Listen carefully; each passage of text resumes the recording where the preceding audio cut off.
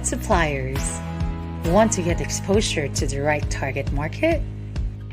Want to grow your business? Want to tell the world about your amazing products and services? Let us help you promote your business online effectively and efficiently. Worldwide Weddings Bridal Fair. More than just a bridal fair, we are your marketing partner. We make use of online and offline strategies that work. Be an online exhibitor.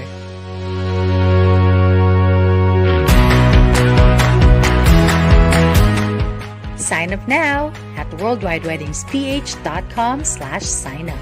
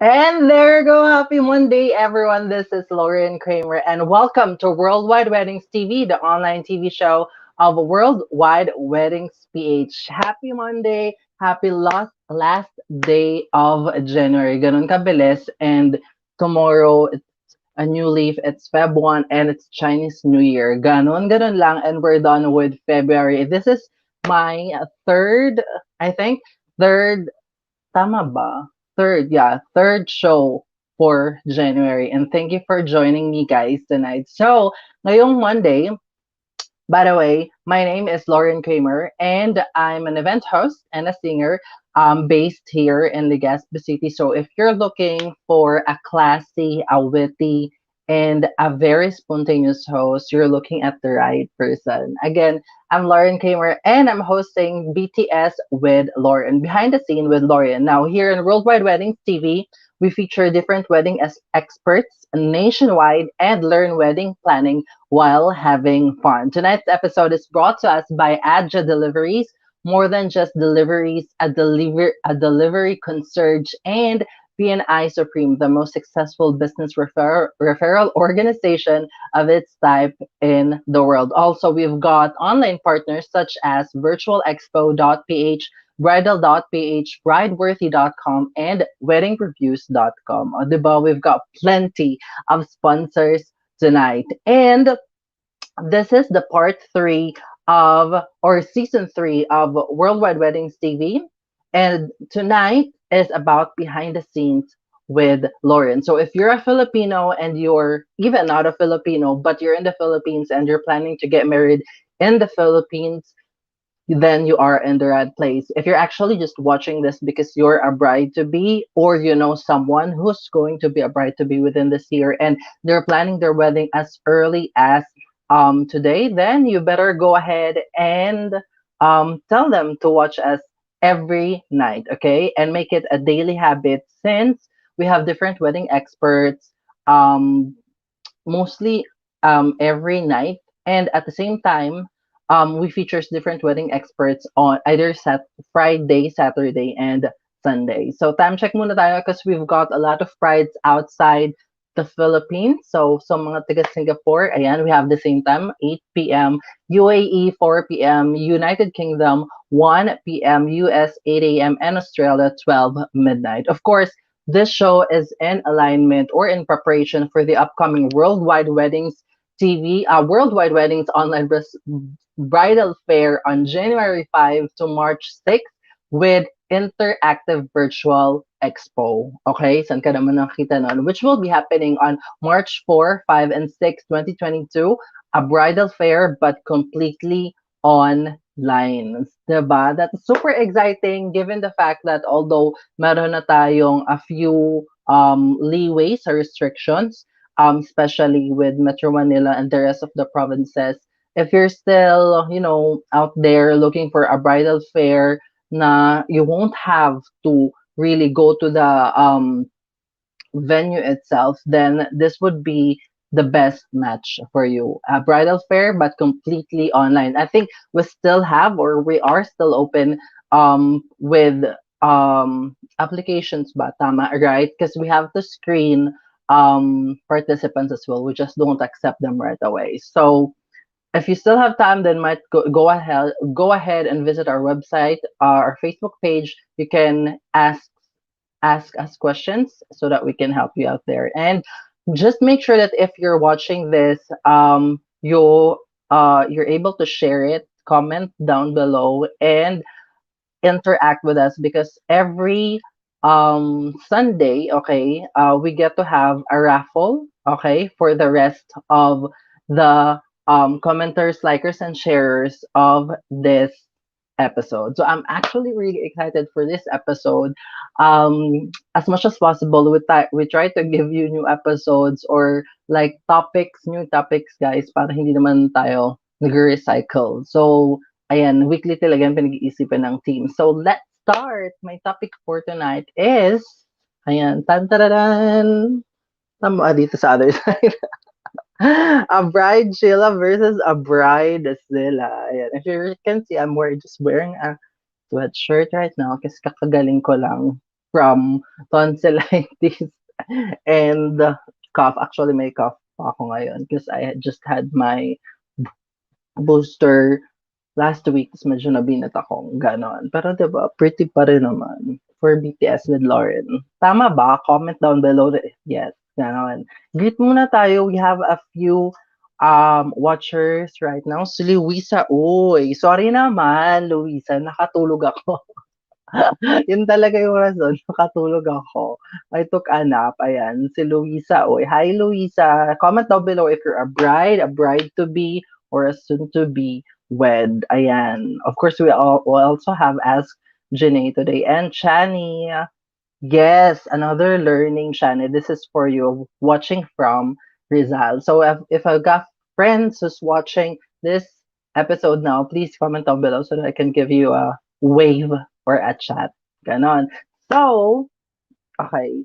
Have you been, the question is, are you becoming a bride chill, or a bridezilla already in the process of doing your wedding preparations? And tonight, well, I think we have 6 or 7 slides, but tonight we'll be going through the things that could make you as a bridezilla and undo them so that you can be a bride chilla.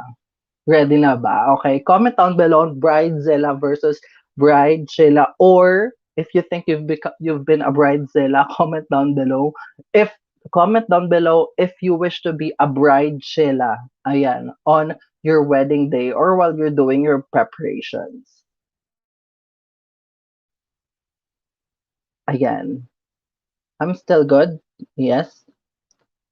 Okay, so let's have the first slide. Ito na nga. So I know every bride likes to, focus their energy on getting the perfect wedding, okay? Pero sabi sa trait number 1, you focus on perfection instead of focusing on the real value of the celebration. O yun, ayun na nga.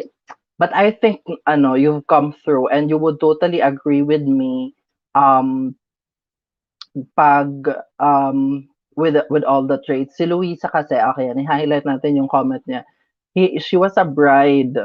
Naging bride na siya, but she became a bridezilla kasi nga walang coordinator. So ayun, doon po ang pasok yun. So siguro 5 or 10 years ago, this conversation would have been different pag sinabi kong you need to have a coordinator. And you would think na no, there's no need. But ngayon, with all the demands of the wedding, the shoot, and whatnot, a coordinator now is a must-have if you're gonna do your wedding, and if it would have to be a full blown wedding. So number one trait is you focus too much on perfection. You realize that you're not focusing on the real value of the celebration. Minsan, okay, there would be times na since it's overwhelming, nakafocus ka na lang doon sa sasabihin ng ibang tao all throughout the wedding. Kung maganda ba si bride, maganda ba yung food, how was the setup, um, maganda ba yung damit ng mga abay, ganun. But you tend to realize that yung main focus talaga nun is that your celebration, the celebration of your love with the groom. And minsan there would be bridezilla stories kung saan ikaw talaga yung pinaka, the B word. Ikaw talaga yung pinakakaaway ng lahat pag wedding day na, and parang na-compromise na yung relationship mo with the bridesmaids, the rest of the suppliers, just because um you've had unreasonable demands in the past, and it continues until the wedding day. So first and foremost, mga brides or all the brides that are watching, the reason why we're here is actually to guide and help you. Okay? But and we try to make it as much as possible close to whatever you've dreamed of, but you have to understand that there's no such thing as a perfect wedding. Okay? The reason behind that is because not everyone is or have, like, production experience, okay? Compared to kapag, lahat tayo naka-experience on how to do a production, meaning like, yung on time and on the spot talagang nangyari. Like, nakikita nyo sa balita, 'di ba? Yung balita never, minsan nalilate pa rin siya, pero it's supposed to air on 6 p.m. But so mag-air siya ng 6 p.m.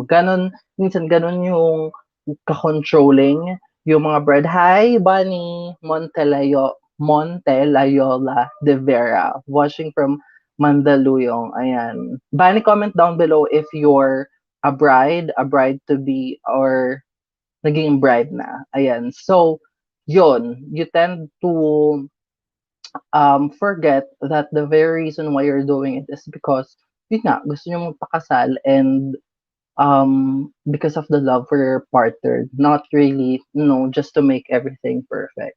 Yun, that's the number one trait of a bridezilla. Ayan. Number two, ayan, ito, you treat your suppliers and the bridesmaids as your slaves. Hi, Lindsay. I hope you're not becoming a bridezilla in the process. Ayan. So, dapat tandaan natin mga brides na um most probably yes, okay, the suppliers and nako, eggs lang ang katapat niyan at the salinsi, oo. Pero, okay, um, as payo nga, Lindsay, you have later on, malalaman mo kung anong dapat mong gawin para hindi ka maging bridezilla. So your suppliers, bridesmaids, and the rest of the team who's helping you, they're actually not your slave. Okay? Ano ibig sabihin nun? Yes, you've paid for our services. Hi, Marie Lopez Rotoni from San Mateo, Rizal, watching. Ayan, comment down below, Marie, if you're a bride to be, if you've been a bridezilla or a bridezilla. Ganon. So, ito na nga. So, kapag turn na tayo kasi into a bridezilla, we forget that parang sa atin ang importante is masunod yung gusto natin, but we actually compromise kung um relationships between suppliers and the rest. So, eto yung one thing na dapat mong gawin as soon as kumuha ka ng supplier. So, you should understand or delineate their duties, okay? So, paano anong ibig sabihin nun? For example, ngayon, kumuha ka na ng coordinator, okay? Now, the first thing to ask is, okay, um, ask them as to the number of meetings you can have with them. And ask them, yes, tama ka dyan, Lindsay, and ask them if, um, yun, how many meetings can they have with you in person, online, kasi kasama yan sa contract, again. So, if it, yes, sinabi doon, there would be contracts na sasabihin unlimited consultation, but it doesn't mean na they have to be your coordinator, have to be there sa lahat ng bagay or sa lahat ng gagawin nyo. Okay? Also, together with the host and the video and the SDE. So, usually with all the wedding prep that I've done, so since um, naging part din naman tayo ng isang coordinating team. As for the coordinators, more roughly, nasa 4 to 6 meetings sila. Ayan. And isa na dyan yung one whole meeting with the rest of the suppliers. And then, yun na. As for the rest of the team, again, kailangan nyo lang alamin kung saan sila kailangan and hindi required na mag-attend sila ng lahat ng meetings nyo. Okay? Hi, Queenie! Watching from Iloilo. Ooh, all the way from Visayas. Ayan, oo. Tama nga naman. Pero, kasi sa US, kapag naging bridesmaids ka, it actually take a toll on bridesmaids kasi hindi uso sa US yung mga co-coordinator. So, yung mga bridesmaids talaga yung gumagawa. And minsan, meron pa rin tayong mga, ang tawag mo dito, mga conventional brides na gumagawa nun. So, ayun, minsan it would cause away between them. So Lindsay, were you a bridezilla or a bridezilla? That's the question. That's the hashtag for tonight. So going back, ayun, hindi requirement for all suppliers na laging mag-attend ng meeting. They're only gonna be attending meeting if kung merong specific concern for them, which can actually be addressed on a group chat or a text, or if it's gonna be your final meeting for the event. Because I have a story. Um, so, ayun na, na-book na ako nung bride from the coordinator. So, parang what they did was to make me part of the team. So nung part na ako nung team, excuse me, hindi ubo online. Okay, so nung part na ako nung team, um, so we were discussing na a few portions of the program. Ako, usually on my part, you can have unlimited consultations, two face-to-face meetings, and um, two online meetings. That's it. Okay? Kung lesser, mas maganda. Pero more than that, I would ask the reason why. So, eto na nga ang nangyari. Um, we actually haven't met with the client, with the bride, but they've already requested that parang she've already set this meeting na mangyayari, I think, on a weekly basis, parang ganon.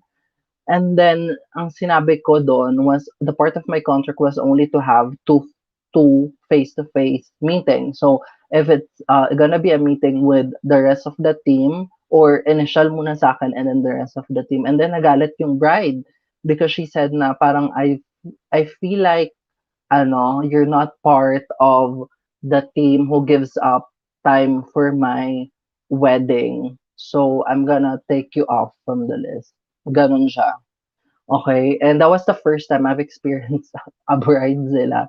Because to be honest, I really don't care if you took me off from the team. Pero hindi required sa host ang mag-attend ng meeting every week just for the reason that the part that I'm only gonna be doing is for reception. So I actually don't need to know the details ng prenup nyo and the rest of the thing because I'm only gonna be in the reception and I'm not gonna be on your prenup or anything. So, medyo unreasonable na siya. And as much as, here in our industry, we make sure that customers are always right. At the end of the day, we tend to lean more doon sa customer is always right.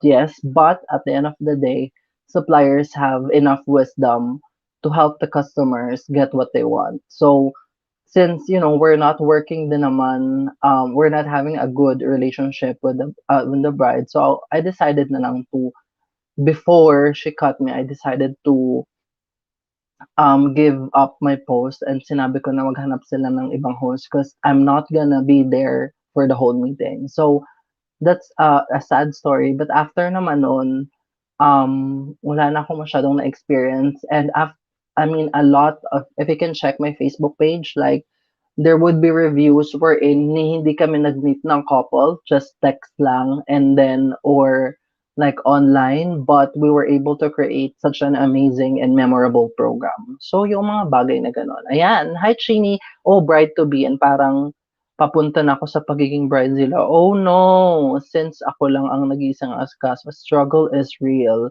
I know, I understand, Chini. But later on, malalaman mo yung secrets and tips kung paano, okay? Chini, wala ka bang coordinator, Chini? Comment down below. Ayan. Hi, Day! Watching from Marikina. Nako, comment down below dahil later on, at the end of this week, sana pala rin kayo for Chinese New Year and manalo kayo ng amazing WWPH merch at the end of the community event. Ayan. So, let's have trait number 3. Okay, ito na. You forget about the groom. Okay? So, ayun, LDR daw sila, the Genie. So, ang nangyayari or malalaman mong you're becoming a bridezilla when where you're only the one who's making the decision. So yes, aminin natin, the grooms are not really fully equipped to understand all the rigorous preparations for the wedding. But I'll give you a tip as to how they can help. So number one, have an open communication with them. So if you feel like, kasi sila, iba yung nila, yung timeline. They would assume na we're still chill, like, ganun talaga ang mga groom. Like, even if you're preparing for at least a year and 6 months, sasabihin nila masyado na yung matagal. And even if a year, masyado na yung matagal. But gano'n talaga yung timeline ng mga lalaki biologically. So, feeling nila they have enough time. Pero, iba yung mga girls. Yes, my groom is super chillax, sabi ni Lindsay. But, what you have to do, okay, para magkaroon sila ng silbi, is to actually have an open communication with them and tell them that this is our timeline. I would appreciate it if we're able to stick to it. It would cause less anxiety for me. Or if you're already feeling anxiety or stress from a different from one supplier to another, then tell it to him. 'Di ba? We don't disregard what they can say just because lalaki sila. Okay, we still need to hear um maybe they would have inputs, and that's one thing that you should hear. Nonetheless, they're part of the wedding, so you have to make sure na for all of the decisions, it would not cost your relationship just because hindi mo sinama yung groom. And meron talagang mga bridezillas din ang nangyayari is they control all the decisions kapag for the wedding day, and ma-realize na lang nila na ay, yung 'pag na-meet na nila yung groom sa altar parang, "Oo nga pala may groom ako." 'Wag gano'n. 'Wag gano'n. You have to involve the groom, okay? Yun na yung ano ngayon, yun na yung hindi naman uso but it's the norm now. So ngayon, may say na yung groom with how, um, things are rolling, ayan. So basahin natin 'tong comment ni Lindsay. So maybe sa catering coordinator photo at gown lang, bridezilla, but I'm chillax bride a bit on catering. I trust my supplier, the rest chillax lang. He told me how to solve problems and if the money is worth it or if it's too expensive. Yan. Tama yan, Lindsay. Ayan.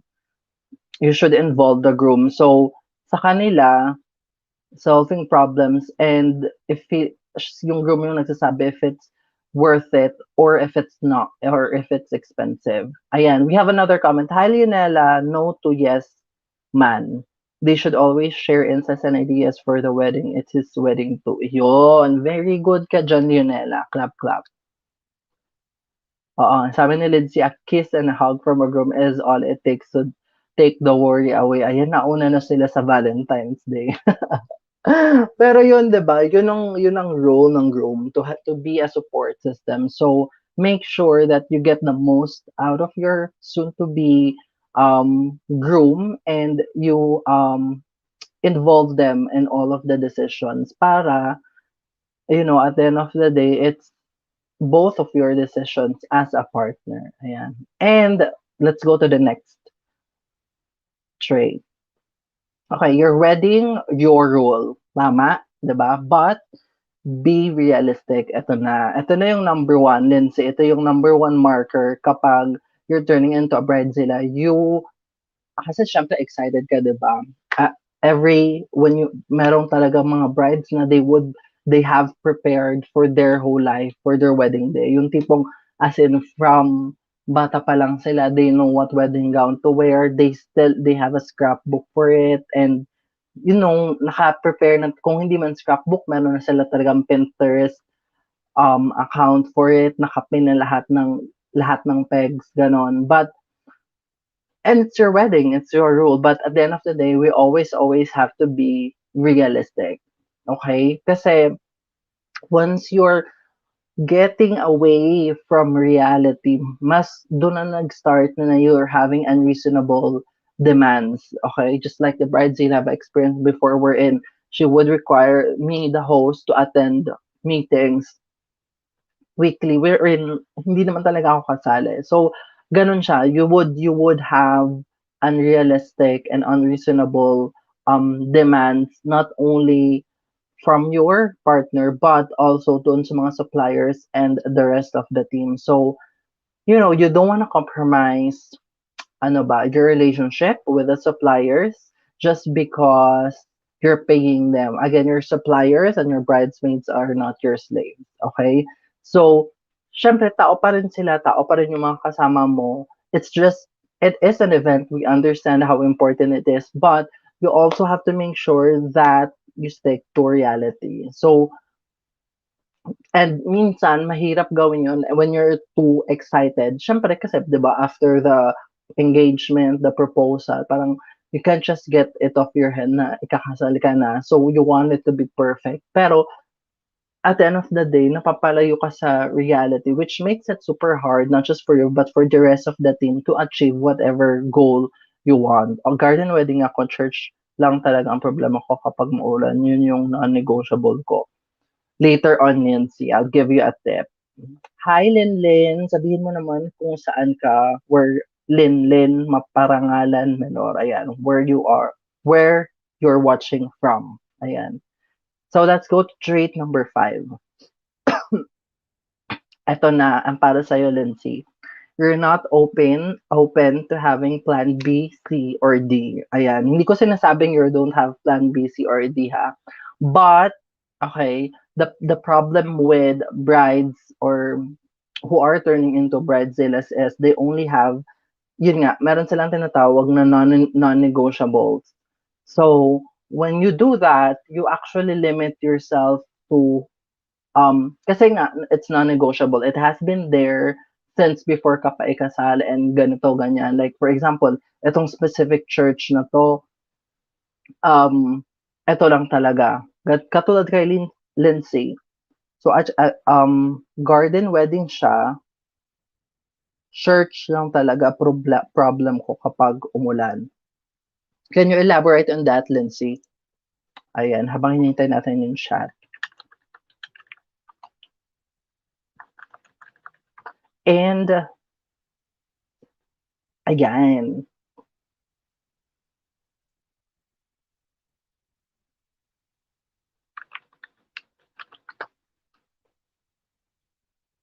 Okay, so, as a bride, walang bubong ang church. Oh, okay. Saang church 'to, Lindsay, ng mga pabubungan natin? Charis. Pero na-excite ako dun sa walang bubong, ha. Okay,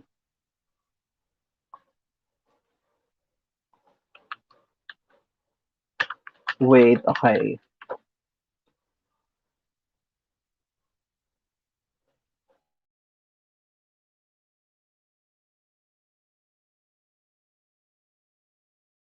Pa-mute ako ng very sweet. Go na, Roxanne.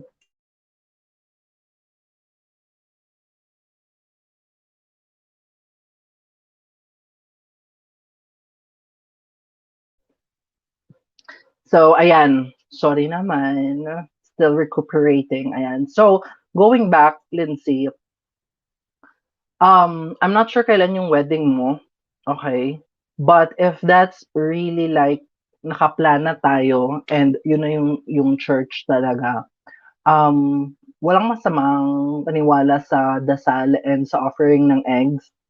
Ayan, it always work wonders. Napatunayan ko na yan for last. Ako kasi usually when I meet with clients, I always ask all the details kasi since sa akin yung timeline na maaapektuhan talaga kapag nag-wedding kasi sa akin na yung kumbaga yung tirang oras na lang sa akin eh. The rest of the days the rest of the time nakain na ng ceremony, ng preparation and whatnot. So, nagtatanong ako kung saan, church, and if ganyan. Especially, I'll be having 2 garden weddings ngayon and next month sa Socorro. So, I've already advised them to, offer flowers. But there's also a part in them na yun, still nag-worry pa rin. So, wala naman tayong kaya ng gawin pang iba. Okay? So, as for you, Lindsay, I would still advise you to get a plan B. If by any chance talaga na umulan, hopefully not, I really hope that you get to have a very fine weather. But I think it would have to be to, at least to find, just by any chance, to find, um, paano ba, another church? Or if not, ngayon pa lang, July. Well, it's I think hopefully it's summer still. But if by any chance wala, ngayon pa lang I strongly suggest na have a work around with it. Like siguro mag-invest na kayo sa mga payong. Ganon, 'di ba? That would be part of the wedding just in case. Ganon. So, especially how can you say that a bride is turning into a bridezilla kapag you're trying to control things that cannot be controlled. Ayan. So, Lindsay, hindi ka papunta do'n, kaya pa nating bawiin 'yon. So, weather is something na hindi natin kayang i-control, okay? So, I say ngayon pa lang you talk it out with your coordinator as to how to go about it and paano you can work around it. So, feeling ko a payong would be a good investment. So, kung wala ka pang giveaway, ayan, puwede na 'yon. So, siguro a uni-themed colored na mga payong just in case talagang umulan, 'di ba? Maybe you can look sa Pinterest. But again, trait number 5, you should be open to plan B, C, D, or kahit hanggang Z pa yan because although you have your pinned wedding in mind, um, there are things that there are things that we really cannot control. Or tent, ayan, tama. O Lindsay, tent daw. Pero kasi feeling ko it would ruin the whole vibe if they put a tent. So, kung gusto mo na lang small tweak, a payong would be the best idea. Ayan, Lindsay ha, ang free-free na niyan. All the free comments and suggestions from WWPH. Let's have trait number 6. Ayan, Sundance, sabi ni Leo Bell. Hindi ko pa nagagawa ang Sundance, Leo Bell, pero hindi ko alam kung effective. So trait number 6, time is gold, but let go and let God. Let the suppliers do what they do best. Exactly. I've watched this episode, dapat kasama to dito sa slide ko with the Simpsons. And um as in he was controlling it to the every bit talaga yung bride do'n.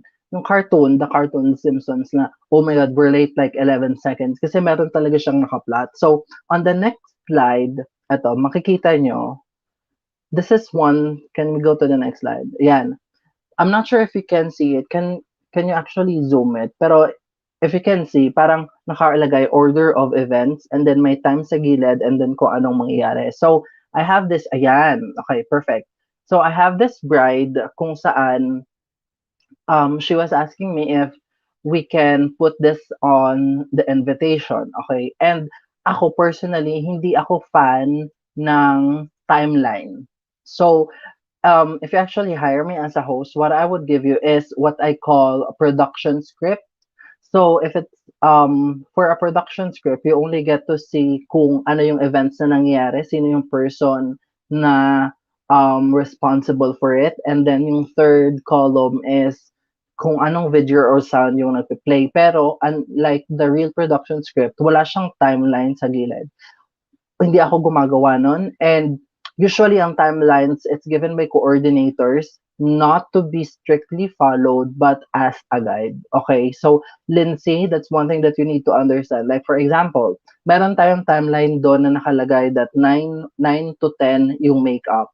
Pero si makeup artist mo, sabihin natin, dumating siya ng 8:55. So magpe-prepare pa yon. So technically, hindi ka 9 magagawan talaga ng makeup. So from then on, lahat ng nandun sa timeline, hindi na yun masusunod because it would move.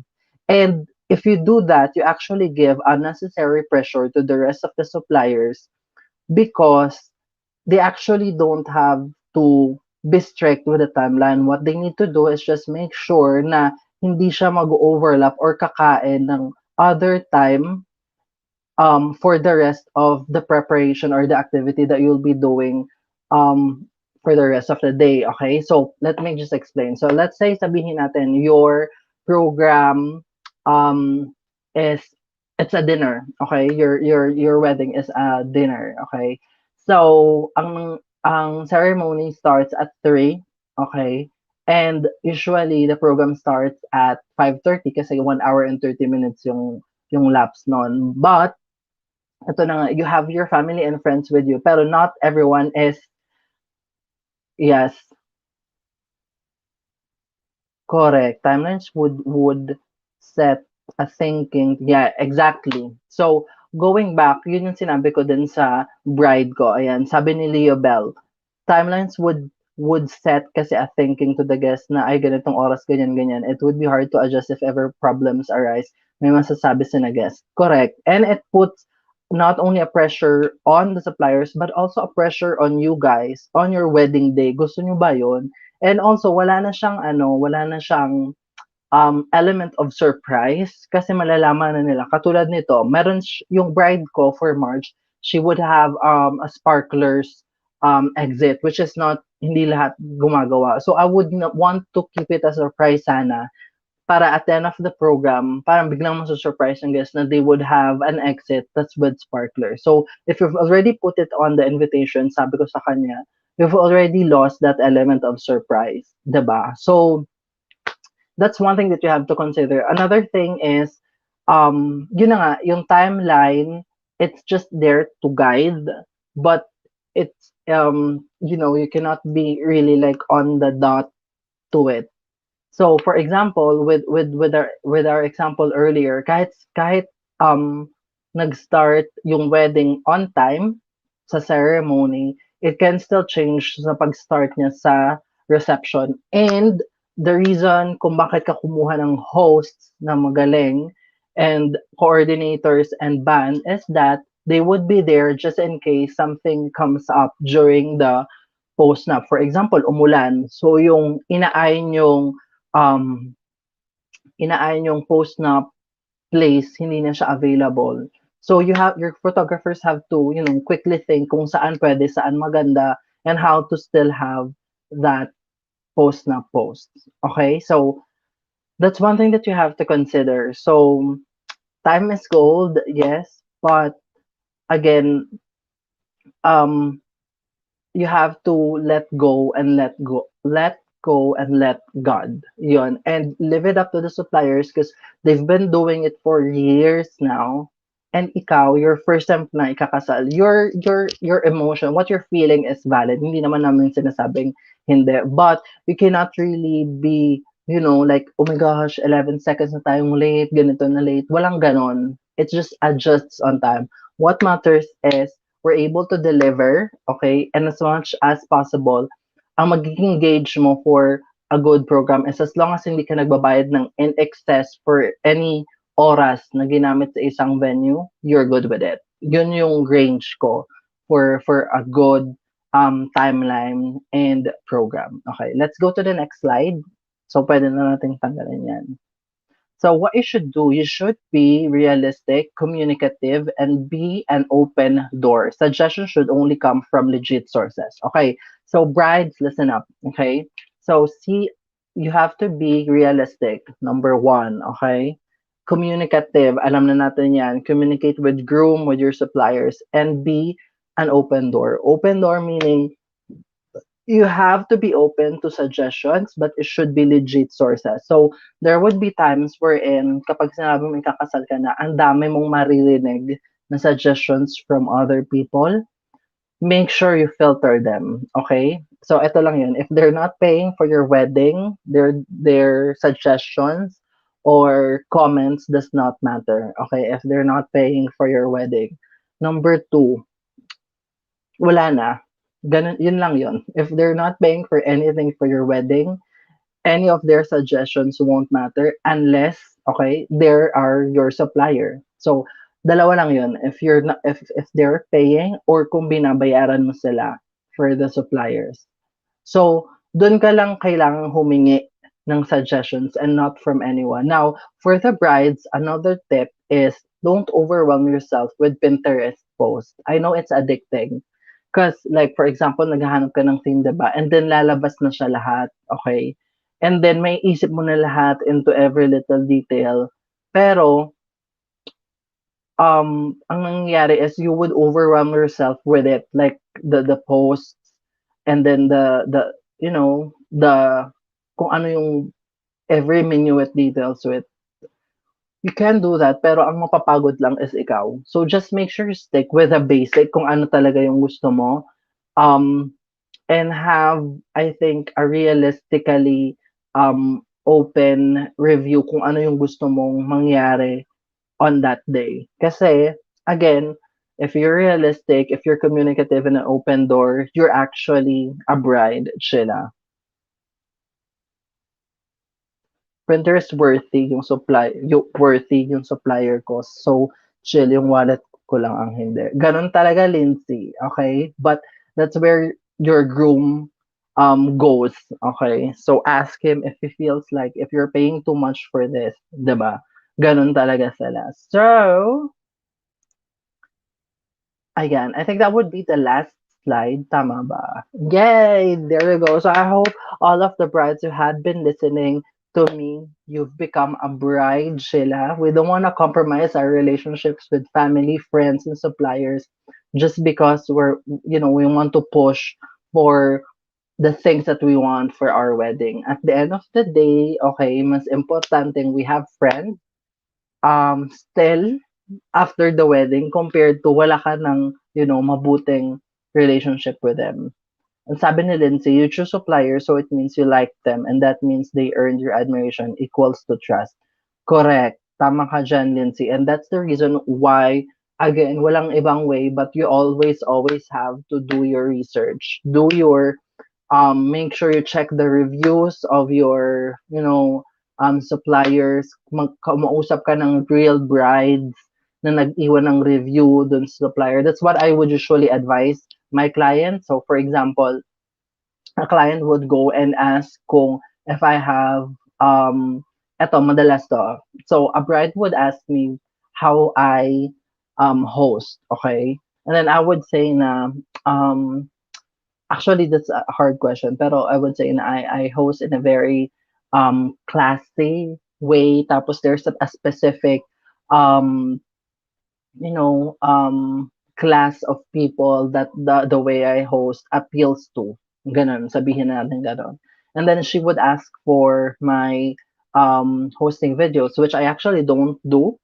So, the reason behind is, syempre, I don't wanna compromise then yung privacy ng couple. So, if by any chance magvi-video ako for a wedding, I would ask the permission of the couple if I can, video and post it. But mostly, no, hindi ako nagve-video during. So, I would just give her this, like links to this, to the shows that I do because that's one thing na makikita niya how spontaneous I am when I do my hosting. And then I would also tell her to read the reviews. Ayan, dun ko talaga siya forward. Read the reviews on my page. All of those brides or clients are real people. You can talk to them and ask how I did during their celebration. Ganon. So, if you've seen a supplier, tapos feeling mo, go ka naman, then look at the reviews, and then after sa reviews, find someone na sa tingin mong approachable and pwede kang kausapin.